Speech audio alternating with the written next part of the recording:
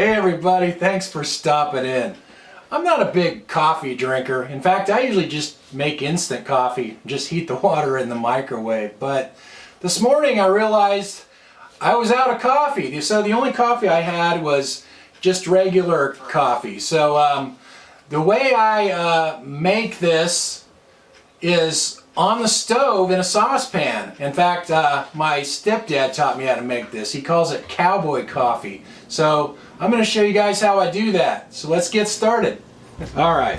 I do have one of these old school percolator coffee pots, but that takes a lot longer. It takes like 20 minutes to make a pot. I just want to make a cup or two, so I can make a cup in about 5 minutes this way. So I just put a little bit of water in the bottom of my pan there, and I turn the heat all the way up, and I'm gonna make like a couple cups. So I just put in like two spoonfuls of coffee like that, and you can see it floats on the top.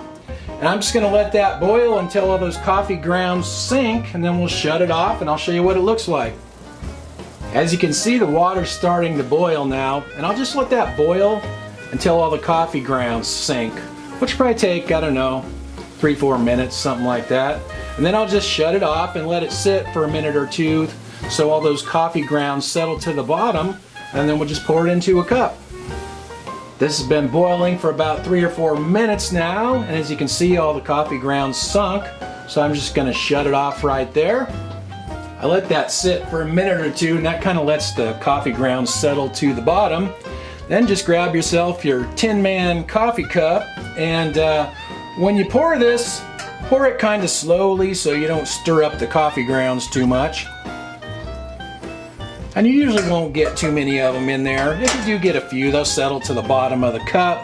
And I usually won't drink that last sip of coffee because it might have a few grounds in it, but it turns out pretty good. If you're in a pinch and you don't have a coffee maker, this works pretty good. So there's how you make cowboy coffee in a saucepan.